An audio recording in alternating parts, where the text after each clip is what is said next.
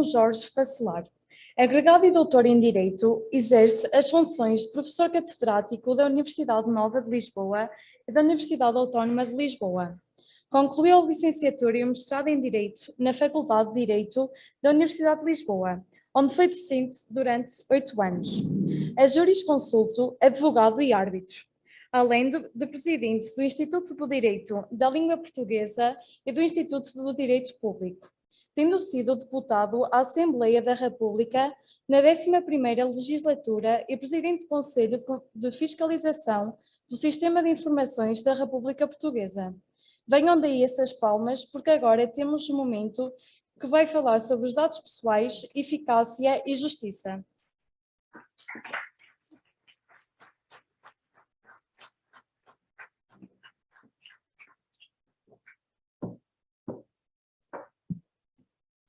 Ora, muito boa tarde a todas e a todos. Um grande gosto aqui estar pela primeira vez na Universidade de Trás-os-Montes e Alto Douro e acreditem que é com grande satisfação que também me associo à vossa iniciativa.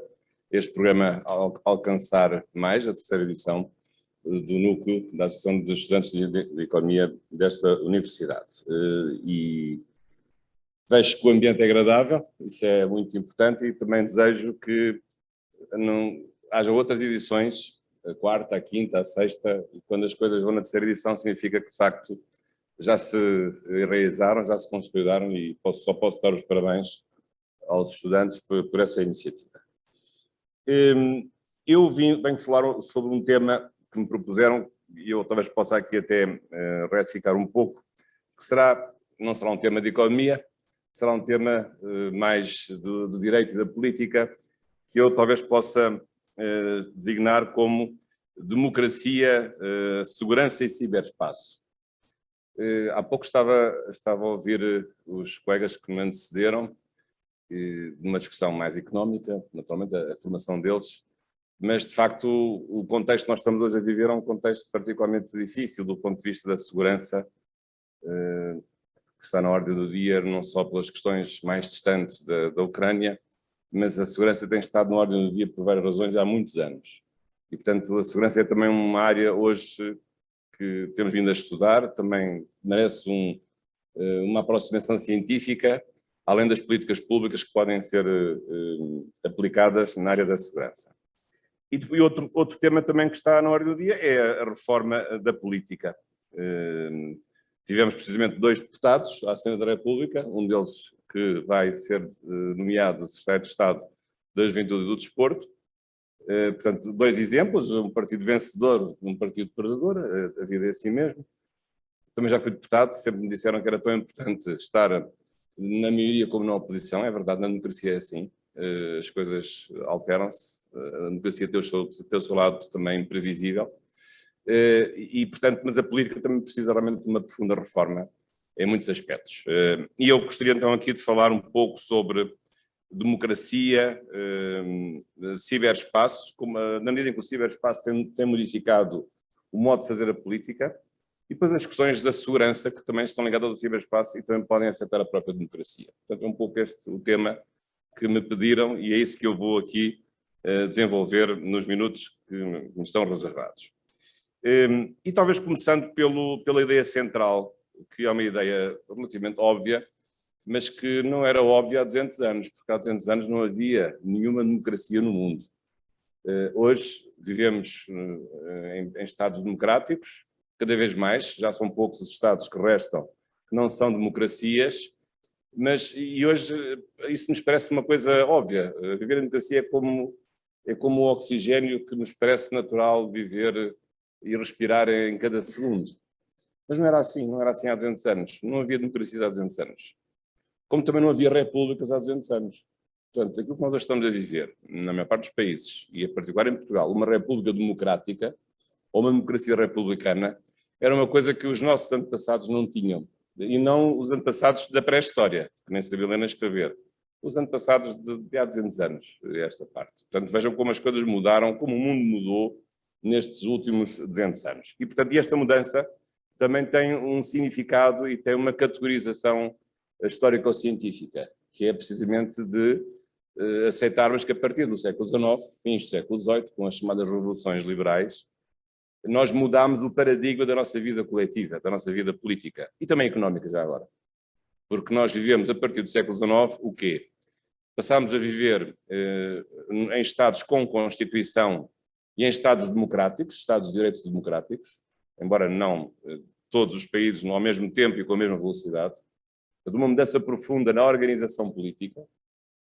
E, portanto, o Estado, a partir do século XIX, apresenta-se com uma outra configuração que não existia até então, embora, em alguns casos, retomando tradições longínquas, como a democracia ateniense, no século V a.C., ou a República Romana, também, uns quantos séculos antes de Cristo, por exemplo, mas também do ponto de vista económico, porque o século XIX foi muito importante, porque foi o século em que se desenvolveu a Revolução Industrial. A Revolução Industrial começou com a invenção da máquina a vapor, por James Watt, em 1744, mas, verdadeiramente, a Revolução Industrial começámos a viver no século XIX. E nós hoje já vamos na quarta Revolução Industrial. A primeira Revolução Industrial, a automatização, a segunda, a produção em série, a terceira, os computadores, e a quarta, segundo dizem os sociólogos mais, a utilização da inteligência artificial. Já não os computadores, mas a inteligência artificial. Portanto, as coisas têm vindo a mudar substancialmente, quer do ponto de vista político, quer do ponto de vista económico. E como imaginam, se nós hoje achamos a democracia relativamente óbvia, a democracia ao longo destes 200 anos, portanto, como regime político democrático, que se opõe às ditaduras, esse regime político nem sempre se apresentou da mesma forma.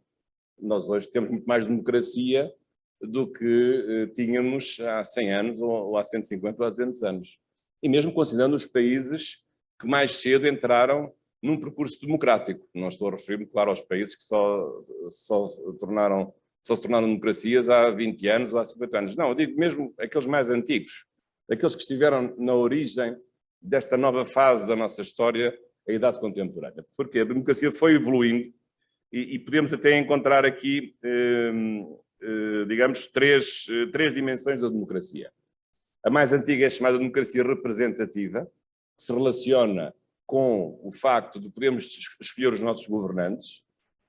No caso, quer os deputados, quer os membros do governo são governantes, eles atuam, têm poderes que são delegados por nós, cidadãos governados, para tomarem decisões no nosso lugar. Não é possível viver em democracia direta, não é possível ter 10 milhões de portugueses a votarem em Conselho de Ministros, como é óbvio, ou a votarem no hemiciclo do Palácio de Belém, Palácio de São Medo, e, portanto, isso significa que é necessária uma democracia representativa. Esta é a primeira ideia, portanto, a representação política que se traduz e que se funda num ato muito importante, aquele que aconteceu no dia 30 de janeiro, a eleição como um instrumento fundamental de escolha dos nossos governantes, porque somos nós que temos o direito de escolher. A democracia vem precisamente do grego, o poder do povo, e somos nós, o povo, os cidadãos, que têm o direito de escolher, o poder de escolher os governantes, através de um ato eleitoral. É por isso que as eleições são realmente um momento alto da democracia. Mas hoje não é só a democracia, digamos, eleitoral, aquela que se traduz nas eleições, que interessa.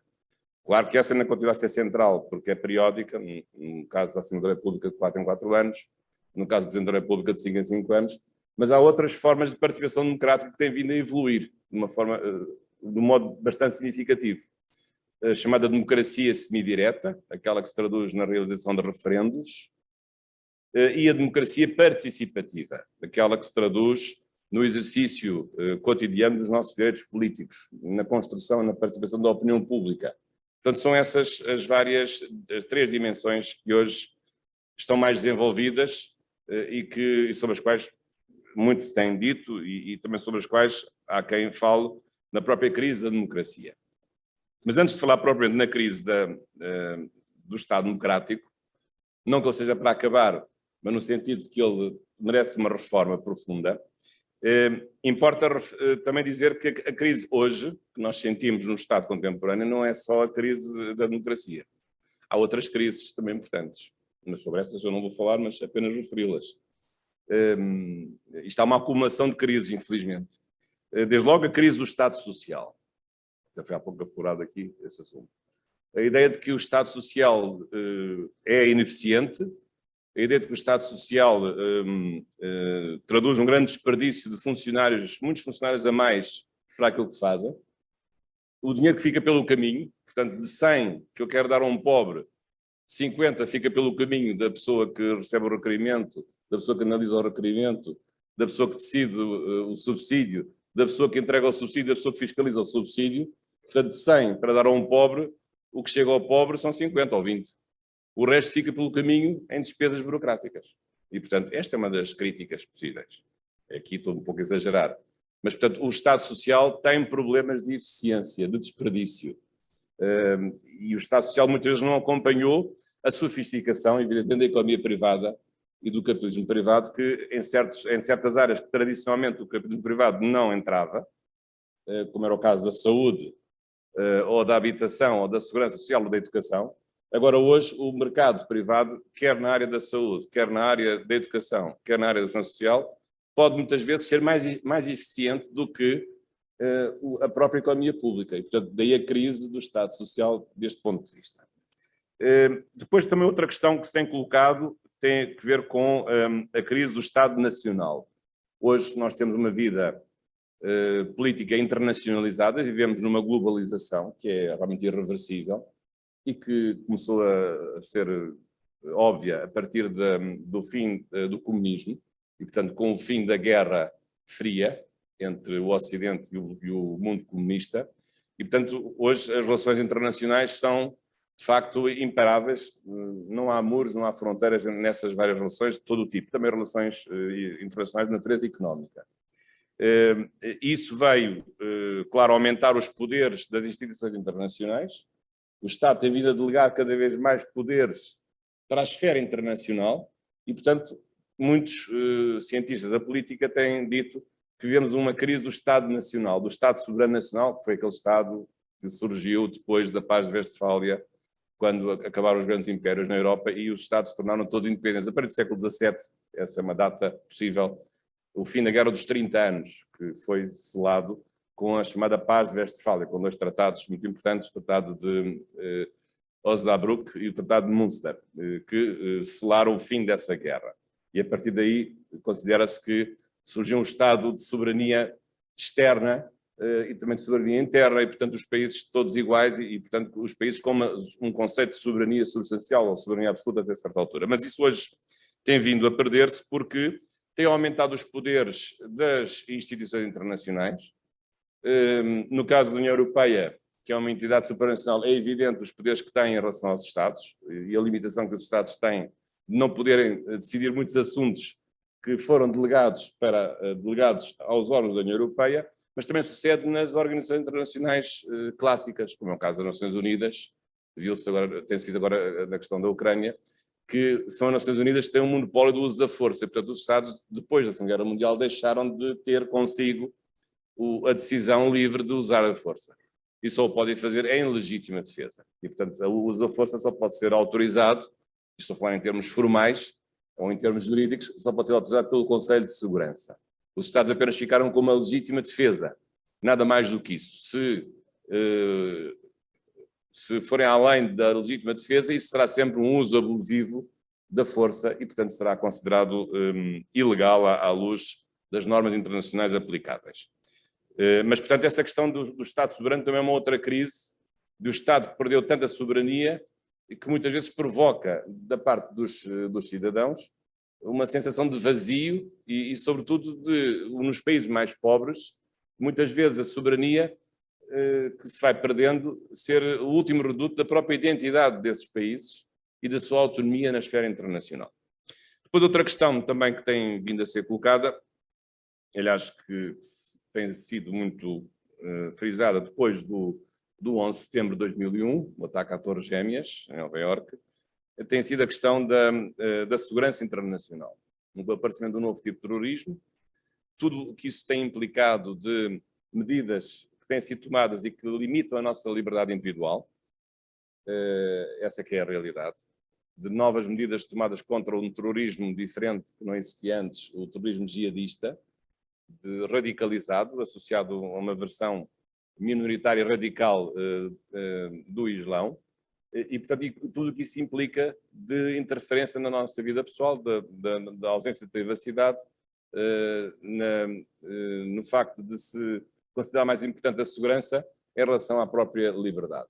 E, portanto, têm sido usados muitos mecanismos para recuperar essa segurança perdida, e até se fala muito no chamado estado de risco, ou na comunidade internacional de risco, precisamente com essa expressão, aliás, cunhada por um professor alemão já falecido, Ulrich Beck, precisamente com essa palavra, o estado de risco, ou a sociedade internacional de risco, mostrar que hoje a vida internacional deixou de ser segura, passou a ser imprevisível, não só por razões de ameaças humanas, de atentados terroristas e outro tipo de ameaças, pirataria ou proliferação de armas de destruição maciça, mas também por ameaças tecnológicas e ameaças da natureza. E todos temos na memória, até porque é nesse território que está a ocorrer esta guerra, todos temos a memória do maior desastre nuclear de sempre, que foi o desastre na central nuclear de Chernobyl, precisamente perto de Kiev, na Ucrânia, em abril de 1986. Foi até hoje o maior desastre nuclear da história da utilização da energia nuclear. E precisamente foi por causa desse acidente nuclear que este autor alemão, Ulrich Beck, também publicaria um livro que ficaria célebre para mostrar, de facto, a importância da adoção de novas medidas para garantir um Estado, na medida do possível, o mais seguro ou menos inseguro que puder ser, de acordo com os conhecimentos que nós temos da realidade que nos circunda. Bom, mas estas três crises que eu refiro, do Estado Social, do Estado Nacional, pós-soberano, como todos os autores também o dizem, e do Estado de risco, o Estado seguro passou a ser um Estado de risco, também vem na linha da crise, que é essa que eu quero referir, do Estado Democrático. Portanto, nós, depois de 200 anos de idade contemporânea, de várias experiências que foram nascendo a partir do fim do século XVIII, chegamos à conclusão de que a própria democracia está cansada. Há uma fadiga da democracia. E como é que nós vemos essa fadiga da democracia? Vemos por várias razões, ou vemos há vários sintomas. Digamos, há sintomas, o difícil aqui é arranjar terapêuticas, mas os sintomas são evidentes. O sintoma geral é o do distanciamento dos cidadãos em relação à participação política, o aumento da abstenção, a falta de credibilidade da classe política, a incapacidade que a classe política tem de representar os verdadeiros interesses e anseios das populações, o crescimento de partidos de protesto, partidos populistas, partidos minoritários de protesto, e esses que conseguem galvanizar a participação política, não os partidos mais tradicionais ou os partidos mais estáveis ou os chamados partidos do sistema. E, portanto, há vários sinais preocupantes no que respeita à qualidade da nossa democracia. E isso, claro que tem que ser revisto, tem que ser enfrentado. Em Portugal não tem, manifestamente não tem sido enfrentado. Uma das medidas certamente será a criação das regiões administrativas, sou favorável a isso, pelas razões óbvias de que Portugal tem de problemas do ponto de vista do equilíbrio demográfico e equilíbrio económico das várias regiões de Portugal, isso é evidente, mas há, digamos, outras coisas sobre as quais não tem havido qualquer tipo de reflexão. Não teremos deputados a mais na Assembleia da República. Não seria bom que os cidadãos pudessem escolher a ordem dos candidatos que são apresentados pelos partidos a deputados? Colocam em primeiro lugar um deputado que ninguém quer em primeiro lugar, mas que os cidadãos querem colocar em décimo. Não pode o cidadão trocar a ordem porque os deputados são apresentados nas listas eleitorais? Porque é que o cidadão há de só escolher o partido e não a ordem de um dos deputados desse partido, ou de vários deputados do partido em que vai escolher? E não apenas o partido, mas também a ordem, a sequência, sendo certo que nunca se consegue pôr todos os deputados da lista, claro, isso significaria que só o partido é que tem tido votos ou mandatos, mas porque é que o cidadão não há de ter a possibilidade também de trocar a ordem, que muitas vezes não é a ordem melhor do ponto de vista do mérito que esses deputados, ou que esses candidatos a deputados merecem por parte dos cidadãos? Há vários problemas desta natureza. Depois, associado a tudo isto, há a questão também do ciberespaço e da ciberdemocracia. Aliás, há um célebre livro de um célebre autor italiano, um politólogo muito conhecido, Giovanni Sartori. Tem um célebre livro, aliás, um pequeno livro, Homo Vidiens. Portanto, em que ele, digamos, faz uma certa caricatura, não Homo sapiens, mas o Homo Vidiens. Portanto, hoje, aquilo que define o ser humano é a sua capacidade ou uma utilização exclusiva da imagem, do vídeo, no fundo do ciberespaço ou das comunicações que se traduzem na via televisão ou via rádio. Portanto, um ser humano dominado por uma comunicação social que o afasta da realidade e que distorce a mensagem que ele recebe no seu dia-a-dia. Portanto, nós hoje vivemos verdadeiramente numa cyberdemocracia, numa democracia filtrada pela comunicação social, que muitas vezes também nos afasta das verdadeiras decisões de participação democrática. Porque aquilo que os jornais e as televisões nos apresentam, além de serem todas iguais e copiam-se umas às outras, quando abrimos um telejornal, basta saltar em 3 canais, é a mesma notícia que aparece ao mesmo tempo nos três telejornais ao mesmo tempo. Não sei se já repararam nisso. É uma coisa um pouco constrangedora. Portanto, isto, mas digamos, as notícias que nos são dadas não são, o alinhamento dessas notícias ou as escolhas dessas notícias não são escolhas livres, porque a comunicação social também tem as suas orientações ideológicas. E às vezes não é a pluralidade que faz a diversidade. Muitas vezes a pluralidade é meramente repetitiva de um mainstream, de uma orientação específica, que muitas vezes certos grupos de comunicação social, que são os donos dessas empresas, vão instilar junto à opinião pública e fabricam essas mesmas ideias, e até fabricam candidatos.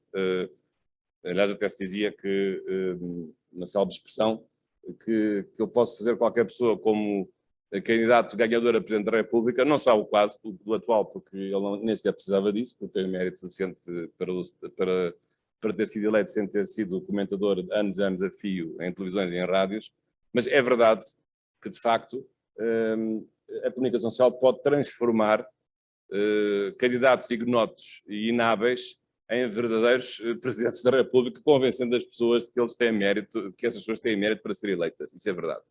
Portanto, o quarto poder existe, o tal poder da comunicação social realmente existe. E isso é preocupante porque esses poderes não são poderes escrutinados. É verdade que há legislação que obriga à transparência de quem tem a titularidade dos meios de comunicação social, quem são os donos dos jornais, os donos das televisões e das rádios, com certeza que há tudo isso.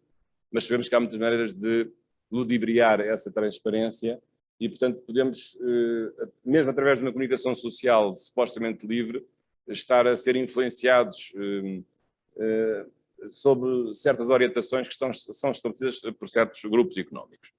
Portanto, a ciberdemocracia também tem os seus problemas, embora o ciberespaço nos possa fazer entrar num outro mundo, que é o mundo da realidade de hoje. O ciberespaço hoje é uma nova realidade, que também pode ter os seus méritos, não terá certamente só os seus lados negativos, mas também tem os seus próprios méritos. Bom, mas então, do ponto de vista da participação, como é que, e do ponto de vista da democracia, como é que o ciberespaço pode contribuir para o aperfeiçoamento dessa democracia? Isso há várias maneiras, e aliás até tem havido recentemente legislação específica para fomentar e intensificar a participação dos cidadãos também no próprio ciberespaço, como também sendo um espaço de ciberdemocracia. O ciberespaço também como uma ciberdemocracia. Isso tem sido referido, tem sido estudado. Aliás, há quem fale já num ciberdireito, para já não falar da cibersegurança, que é outro tema também, ao qual posso me referir também em alguns minutos. Mas, portanto, a realidade do ciberespaço é uma realidade nova. O mundo digital, navegar nas plataformas digitais, navegar na internet, no tal mundo virtual, não é bem virtual, é um mundo real, só que é um mundo real não presencial. Isso também, com certeza, tem os seus riscos, mas também tem as suas vantagens do ponto de vista da própria participação democrática e também da defesa dos direitos das pessoas. E, portanto, o ciberespaço não é um sinónimo de ciberperigo ou de ciberinsegurança ou de ciberditadura. Pode ser. Tem elementos de risco, com certeza que tem. Mas também tem elementos de vantagem, tem elementos de participação política acrescida. Pode ser o ciberespaço pode ser uma realidade nova que pode minorar em grande parte a crise do Estado democrático e pode, por essa via, compensar os problemas e o descrédito a que muitas vezes a democracia tradicional caiu por via da incapacidade dos políticos de representarem os verdadeiros interesses das pessoas. Agora, sobre isto há várias perspectivas que aqui interessa referir. Claro que o ciberespaço, desde logo, do ponto de vista dos direitos das pessoas, implica uma preocupação acrescida com a proteção dos dados dessas próprias pessoas. E aqui entramos no assunto dos dados pessoais, que tem sido muito discutido nos últimos anos. Aliás, a nossa Constituição até, que é de 76, até talvez tenha sido a primeira Constituição do mundo a ter um artigo sobre a proteção dos dados pessoais informatizados, o artigo 35, que já teve algumas revisões, mas continua na sua essência igual àquilo que ele era em 1976. A Constituição foi aprovada em 2 de abril de 1976, e reparem como é que em 76 não havia computadores, não havia internet, não havia correio eletrónico. Não se havia, era só estritamente nas estruturas militares norte-americanas. Mas já a Constituição Portuguesa, em 76, quando ninguém sabia o que era um computador pessoal, já nessa altura a Constituição colocou lá um artigo 35, que mantém o mesmo número até hoje, precisamente para proteger as pessoas da utilização mais perigosa ou mais ameaçadora do próprio ciberespaço, pudesse pôr em causa a sua privacidade ou pudesse pôr em causa a utilização abusiva dos seus dados pessoais, ou até proibindo que certos dados sensíveis, dados pessoalíssimos, pudessem ser mais facilmente armazenados, com isso sabendo mais um pouco da intimidade das pessoas, os chamados dados sensíveis, dados de saúde, os dados de natureza religiosa, os dados de natureza de militância política ou sindical, os chamados dados sensíveis. Está lá tudo, desde 1976, nesse artigo 35. Claro que a União Europeia viria também a ter normas e diplomas sobre o assunto. Houve em 1995 uma importante diretiva, mas que agora se transformou num regulamento, o tal Regulamento Geral de Proteção de Dados, o RGPD, que tendo entrado em vigor há 3 anos. Esse regulamento veio estabelecer uma nova orientação e novas regras de reforço da proteção dos dados pessoais informatizados. E esse, de facto, tem sido um caminho de êxito. Aliás, para Portugal não foi uma grande novidade, porque nós já tínhamos esses direitos até escritos na própria Constituição, portanto, aí nesse aspecto não houve grande avanço.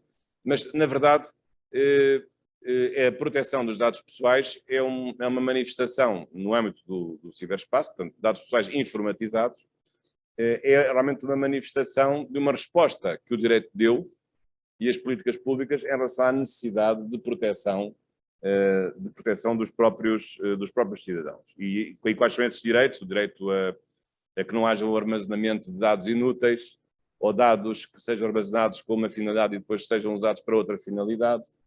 Nós damos o consentimento à utilização dos nossos dados e dos nossos correios eletrónicos, por exemplo, que os dados não sejam transferidos para outra entidade sem a nossa autorização e que não haja o armazenamento de certos dados sensíveis, que precisamente são aqueles dados em que a nossa entidade está mais em causa e isso não é suscetível de ser armazenado. Portanto, esse é um primeiro aspecto da chamada proteção dos dados pessoais informatizados, que alguns autores também o designam como o direito à autodeterminação informacional, é uma expressão de origem alemã, que significa, digamos, um direito geral de proteção do cidadão em relação à utilização da informática. E mais recentemente, já agora em Portugal, esta matéria teve um importante desenvolvimento, porque há cerca de um ano, a Assembleia da República aprovou um importante diploma, que julgo que muitos devem ter ouvido falar, a Carta Portuguesa de Direitos Humanos na Era Digital, que é a Lei 27/2021, de 17 de maio. Que é uma lei muito importante porque aprova um conjunto de direitos, ainda que seja por lei ordinária, portanto, estes direitos não estão inscritos formalmente na Constituição, mas esta Carta vem acrescentar novos direitos àqueles que já estavam referidos no artigo 35 da Constituição e alguns, não tantos, ao próprio regulamento da União Europeia do RGPD. de facto, esta carta ficou sobretudo célebre num aspecto negativo que consta do artigo 6º, que pode abrir a porta ao policiamento das opiniões, à liberdade de opinião na internet, no famoso artigo 6º, que causou alguma polémica, e julgo que está em apreciação no Tribunal Constitucional. Mas, tirando esse aspecto, que de facto concordo que é um aspecto controverso, mas esta Carta Portuguesa dos Direitos Humanos na Era Digital é algo que também traduz aqui um avanço muito significativo, precisamente na proteção dos nossos direitos em matéria de ciberespaço. Claro que os direitos que nós temos, tanto se aplicam na rua, eu tanto posso fazer uma manifestação na rua, em frente à sede de um partido político, ou em frente a um órgão de soberania, como posso também manifestar a minha opinião nas redes sociais ou através do ciberespaço. Isso não tem problema nenhum. Digamos, os direitos que nós temos, ou que tínhamos antes de haver o ciberespaço, esses direitos, muitos deles podem exercer-se no ciberespaço, portanto, o ciberespaço como um meio, como um novo meio, uma nova dimensão do exercício territorial desses direitos. Claro que há certos direitos que nós não podemos exercer no ciberespaço, mas outros tanto podemos exercer de uma forma física, presencial, como podemos exercer de uma forma telemática. Aliás, basta ver o que nós fizemos na pandemia, as aulas tanto eram aulas, foram sempre presenciais, de repente passaram a ser aulas por via telemática, mas deixaram de ser aulas? Não, continuaram a ser aulas. Talvez não com a mesma perfeição, mas isso mostrou que, afinal, o ciberespaço tinha muitas virtualidades e muitas delas nós nem sequer tínhamos ainda descoberto. Isso funciona para o ensino, até funciona para as consultas médicas, porque é que não há de funcionar também para a política? É a mesma coisa, portanto, a lógica é sempre a mesma. Mas esta Carta Portuguesa dos Direitos Humanos na Era Digital trouxe novos direitos que não existem no artigo 35 e também não existem no RGPD. E alguns direitos curiosos, por exemplo, o artigo 5º, o direito ao uso da internet, é proibida a interrupção intencional do acesso à internet, seja parcial, seja total, ou a limitação da disseminação de informação ou de outros conteúdos, a não ser os casos previstos na lei. Portanto, ninguém pode arbitrariamente, nenhuma autoridade administrativa, fechar os servidores, a não ser por decisão judicial, se houver conteúdos proibidos. No fundo, agora temos um direito a estar ligados à internet como direito fundamental. Isto realmente tem o seu significado. Também tem o seu lado viciante, mas tem sobretudo um importante significado da importância que hoje é para nós estarmos sempre ligados à internet e não sermos arbitrariamente privados desse acesso à própria internet. Como também, já agora, outros direitos, não vou falar de todos, mas um curioso, o direito ao esquecimento. Ao direito ao apagamento dos seus dados que estão na internet. Esse direito já estava no RGPD, agora é reforçado no artigo 13, no qual se diz o seguinte: todos têm o direito de obter do Estado o apoio no exercício do direito ao apagamento de dados pessoais que lhes digam respeito. O direito ao esquecimento pode ser exercido a título póstumo por qualquer herdeiro ou titular do direito, salvo quando este tenha feito determinação em sentido contrário. Portanto, o tal the right to be forgotten, o direito a ser esquecido, ou apagar os dados, é também uma realidade muito importante, porque muitas vezes a internet funciona como um enorme caixote de lixo que tem dados atualizados e que muitas vezes dá uma imagem totalmente errada de acontecimentos sobre certa pessoa, acontecimentos que foram modificados, mas a informação que ficou lá não foi retificada, não foi atualizada. Mais do que isso, também hoje temos novos direitos, por exemplo, o direito à proteção contra a geolocalização abusiva. Nós sabemos que qualquer estrutura policial pode, através do nosso telemóvel, saber onde é que nós estamos. Não vale a pena carregar o nosso telemóvel a dizer que não queremos a localização, porque a localização é sempre possível através do acesso às redes de telecomunicações. Fico já a saber isso. Mas há um artigo próprio, que essa medida de geolocalização é uma medida de cautela, uma medida de natureza criminal, ou uma medida de natureza policial, mas agora o direito a não ser geolocalizado de uma forma abusiva, isto é, fora desse quadro policial ou criminal, ele consta desta própria Carta de Direitos, o artigo 17. Todos têm direito à proteção contra a recolha e o tratamento de dados ilegais de informação sobre a sua localização, quando efetue uma chamada obtida a partir de qualquer equipamento. Portanto, o direito a não sermos geolocalizados de uma forma abusiva, a não ser nos casos restritos que estão previstos na própria legislação. Já agora, talvez o direito mais curioso de todos é o direito ao testamento digital. Já tínhamos o testamento vital, agora temos o testamento digital, ou seja, a pessoa, em vida, pode determinar o que é que se deve fazer aos dados que essa pessoa deixa quando morre. Se o Facebook deve ser apagado dessa pessoa, se a página do Facebook deve ser apagada ou não, digamos, quais são as orientações que devem ficar para os seus familiares e também para as empresas que têm esses dados dessas pessoas sobre o destino a dar a esses dados pessoais quando a pessoa falece. Portanto, o artigo 18 diz que todas as pessoas podem manifestar antecipadamente a sua vontade no que concerne à disposição dos seus conteúdos e dados pessoais, designadamente os constantes dos seus perfis e contas pessoais em plataformas digitais, nos termos das condições contratuais da prestação de serviço e da legislação aplicável, inclusive quanto à sua capacidade testamentária. Portanto, uma série de direitos novos, por exemplo, também a especial proteção das crianças na internet, é um problema também, como sabem, muito relevante, porque as crianças, também um pouco os adolescentes, são mais vulneráveis e sabemos que há certo tipo de práticas e de crimes que são cometidos pela internet. No caso da pedofilia, muitas vezes prevalece da própria utilização da internet, muitas vezes com perfis falsos de pessoas, os pedófilos que se fazem passar por crianças da mesma idade ou ou jovens da mesma idade para precisamente poderem manipular os sentimentos das crianças. E, portanto, tudo isso também é salientado nesta Carta Portuguesa de Direitos Humanos na Era Digital.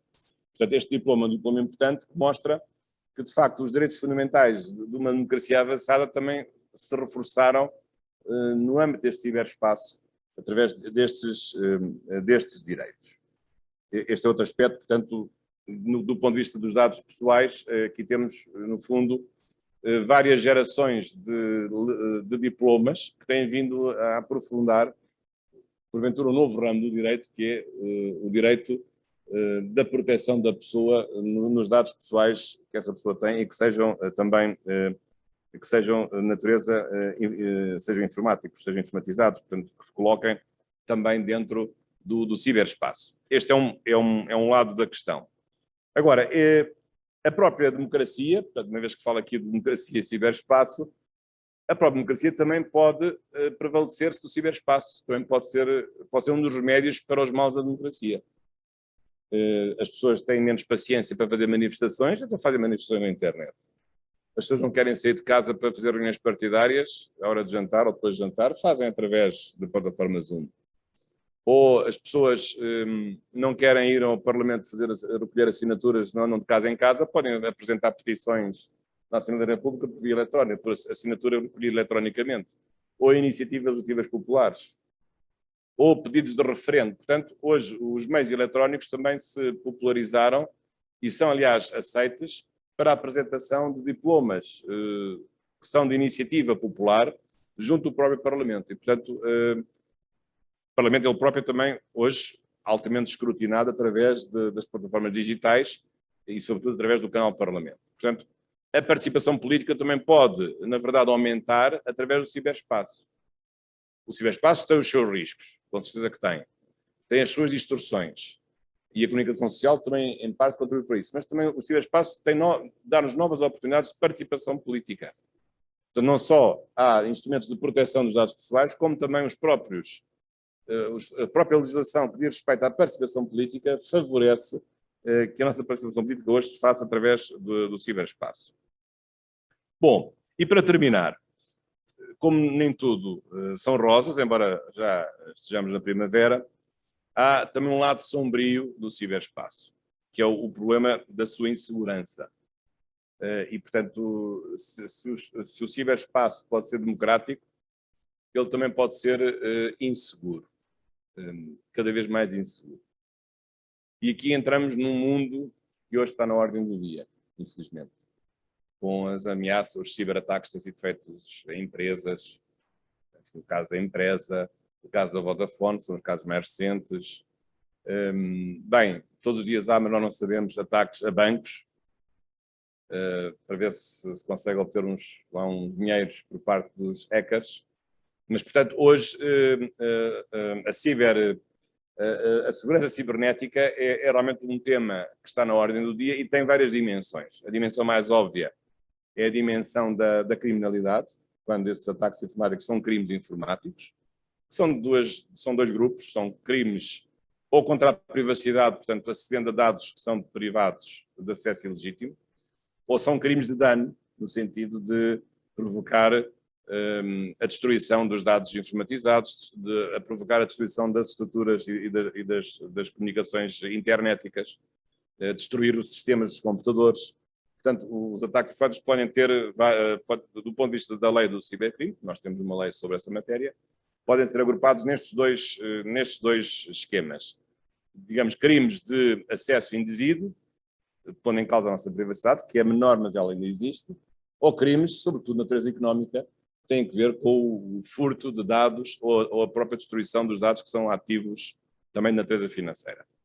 Aliás, o que se tem vindo a verificar é que os hackers já não querem dados pessoais, querem dados de empresa, dados industriais, às vezes até para espionagem industrial, espionagem comercial, querem são os dados dos clientes, querem precisamente os dossiês das empresas para depois fazer um pedido de resgate que seja muito mais substancial, porque se ficarem com a ficha clínica de cada um de nós, não sei se tem muito interesse para eles. Eles querem é a lista dos clientes ou os gostos dos clientes de uma grande empresa, de uma multinacional. Isso é que lhes dá mais interesse, porque bloqueando o funcionamento de uma empresa multinacional vão ter muito mais dinheiro do que se impedirem pura e simplesmente que nós possamos aceder à nota que nos deram ou de aceder ao boletim clínico ou ao último resultado que nós fizemos das análises ao sangue.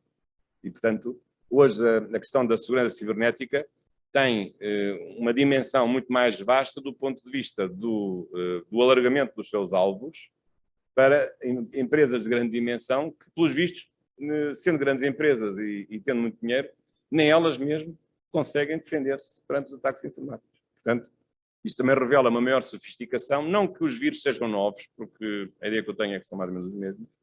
Há uns tempos esta parte, não há nada de novidade. O que há de novidade é uma maior capacidade de penetração nos sistemas de segurança das empresas e a preocupação de atingir as grandes empresas, porque essas de facto dão mais dinheiro do que as pequenas empresas ou do que entrar no nosso computador de casa, que não temos propriamente dinheiro para lhes dar de resgate quando isso acontecer.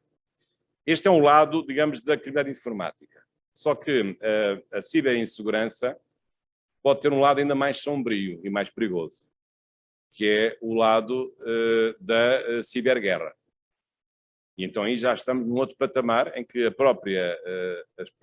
o ataque armado entre países pode também socorrer-se de ataques informáticos. Hoje a ciberguerra é uma realidade. Aliás, já há muito tempo. Não é? Sabem que muitos bombardeamentos são feitos por drones. Os drones não são pilotados por ninguém. Os drones são pilotados por ninguém que esteja dentro do drone. São pilotados por um senhor que está num computador, lá num sítio qualquer nos Estados Unidos ou num país europeu, e o drone está a lançar uma bomba na casa do traficante ou na casa do terrorista, lá num país da América Latina ou num país do Golfo Pérsico. Isso já é, num certo sentido, uma guerra, uma ciberguerra, num certo sentido já é. Mas aí é, digamos, a destruição física através da utilização de um mecanismo eletrónico. Mas isso é a ciberguerra que utiliza, digamos, a internet ou o espaço digital como um meio. Mas depois também temos a ciberguerra noutro sentido, quando o próprio ciberespaço é ele não um meio, mas um fim da guerra. Quando a guerra se traduz... o que é a guerra? A guerra é a realização de um ato de destruição. É um ataque armado. É o início de uma hostilidade contra um país.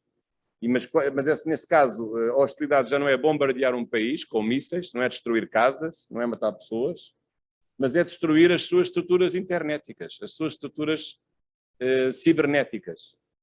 Portanto, paralisar, destruir o país, destruir a capacidade que o país tem de funcionar. Aliás, o grande exemplo em que isso sucedeu foi num dos países do Báltico, a Estónia, que em 2007 teve um ataque informático que paralisou o país durante 1 mês e meio. E, portanto, isso significa então que hoje pode haver uma verdadeira ciberguerra, quando, não no meio, mas como fim, quando precisamente os ataques são ataques que se dirigem a alvos informáticos, já não é como meio, mas como fim, que se destina a destruir dados, digamos, em larga escala, causando não uma perturbação de uma família ou de um banco, mas a perturbação de toda uma comunidade que fica sem possibilidade de sequer funcionar, porque hoje tudo que nós temos é controlado por computadores. Ficamos sem saber qual é que o aeroporto não funciona, a água deixa de funcionar, a eletricidade deixa de funcionar, ficamos sem nada, ficamos sem poder, os semáforos deixam de funcionar. Portanto, gera-se o caos absoluto sobre um ataque informático generalizado às estruturas de vida coletiva. E, portanto, isso quer dizer que hoje também podemos atingir um patamar mais sério, embora haja digamos, uma dificuldade do ponto de vista do direito internacional e do direito nacional para prever essas situações e como regular esse fenómeno da chamada ciberguerra, porque o direito humanitário não está, enfim, que é muito antigo, não está propriamente a pensar na ciberguerra nem nos ciberataques, mas a verdade é que os países, através das suas forças armadas, têm agora desenvolvido ramos militares especializados precisamente na ciberguerra.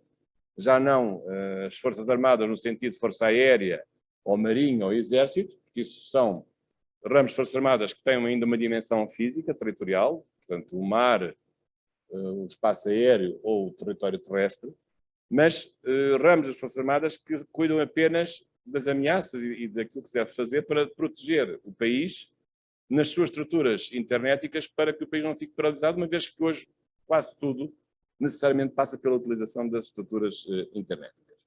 E, portanto, este é outro lado sombrio do ciberespaço que pode pôr em causa, claro, os nossos direitos, pode pôr em causa a nossa democracia, e pode pôr em causa a própria continuidade do Estado. É disso que se trata. De o Estado ficar paralisado, não poder funcionar, e nós podemos ficar numa situação de desespero absoluto perante um conjunto de ataques que são feitos, que se forem combinados de certa forma, podem pôr em causa a nossa capacidade de sobrevivência da própria vida coletiva.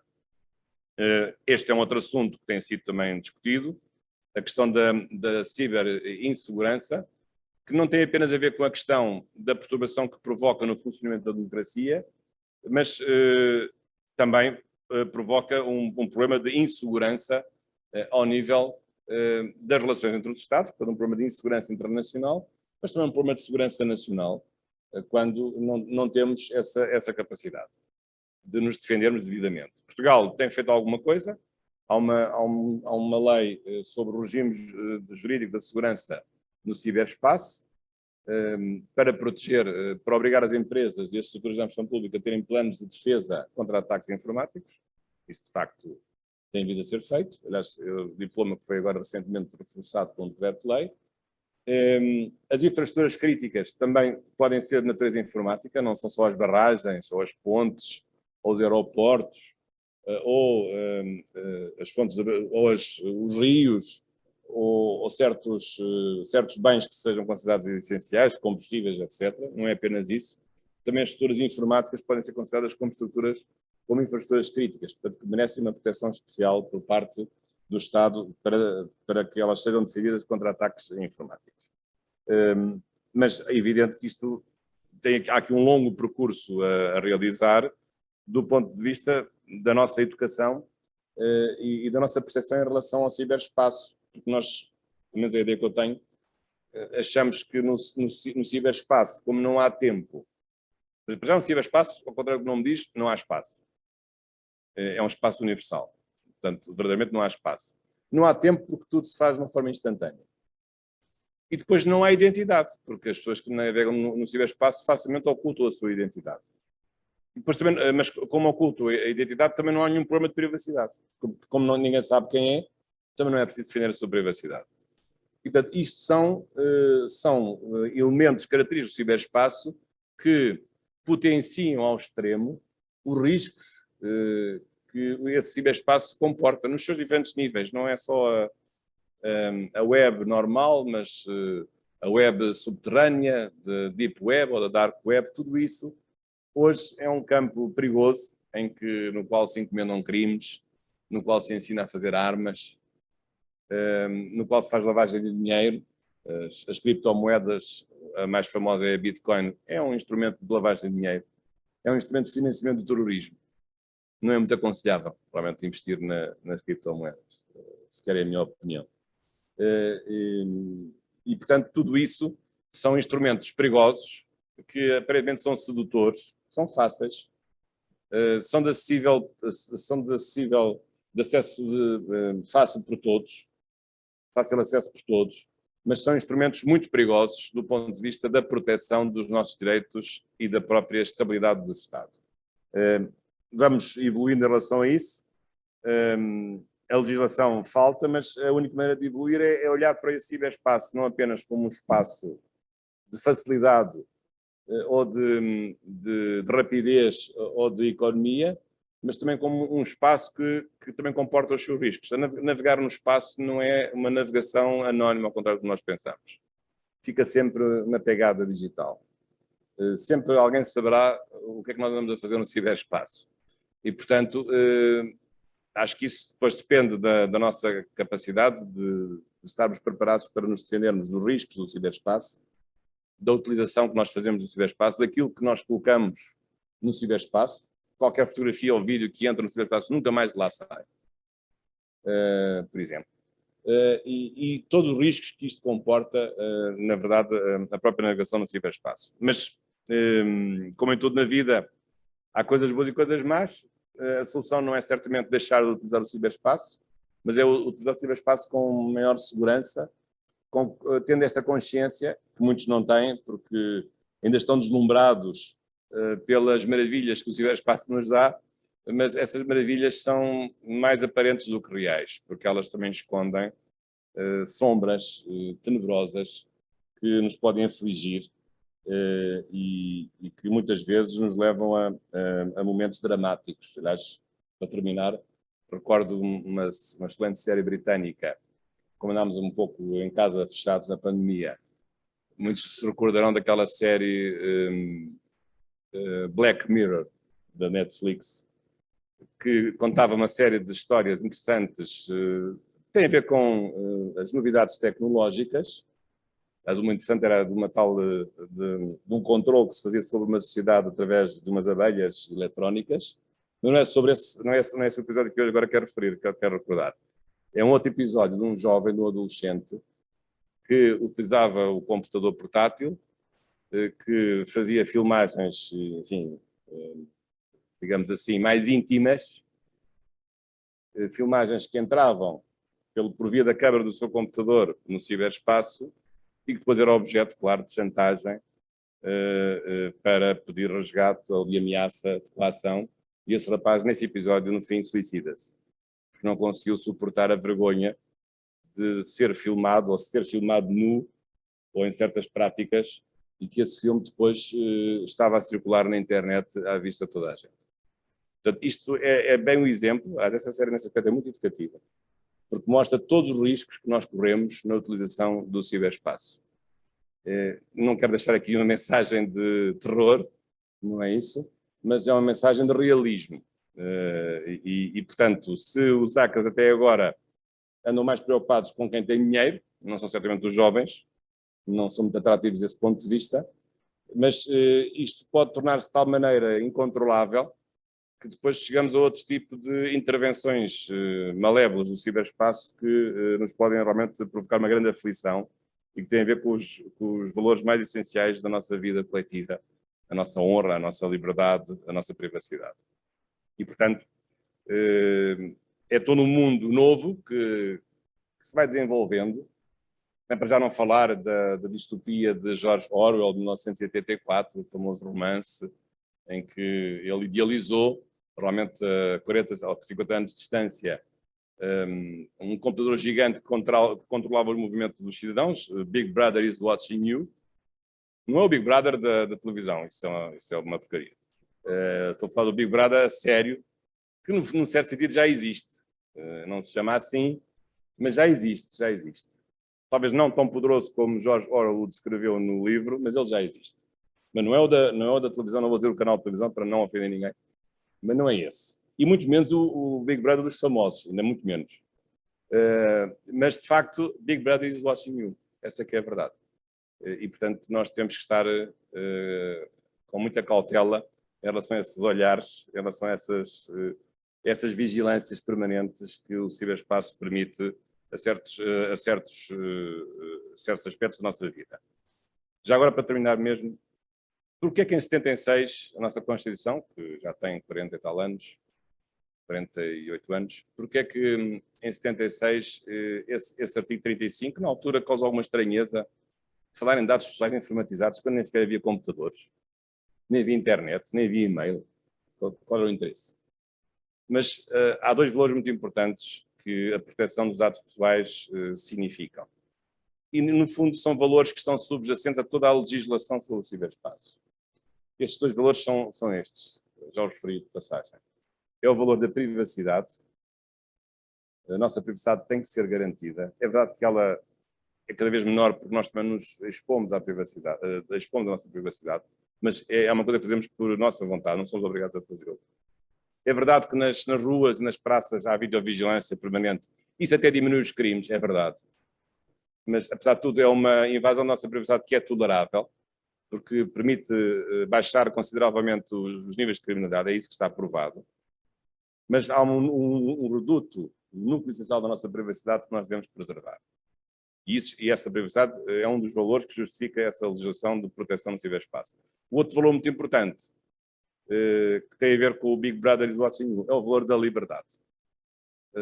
O valor da democracia. De nós não sermos obrigados a votar num certo partido sob a ameaça de não termos certas contrapartidas, porque o partido sabe qual é a nossa inclinação política, ou qual é a nossa ideologia, ou qual é a nossa preferência partidária. E, portanto, se o ciberespaço não tiver regras, a nossa liberdade de opinião, de pensamento, liberdade de crença, de religião, liberdade de opinião, fica seriamente comprometida. E, portanto, estes dois valores é que animam, são os dois fundamentos do direito do ciberespaço, que deve procurar defender a nossa privacidade e a nossa liberdade. Eu sei que estou a ser filmado através do ciberespaço, mas não há nenhum problema, porque não está em causa nem a minha liberdade, nem a minha privacidade. Mas muito obrigado pela vossa atenção e pelo vosso simpático convite. E não conhecia a Universidade de Trás-os-Montes de Alto Douro, e aqui estou, com muito gosto, e muito gosto também em conhecer a vossa universidade. E desejo os maiores sucessos para os vossos cursos. Muito obrigado pela vossa atenção.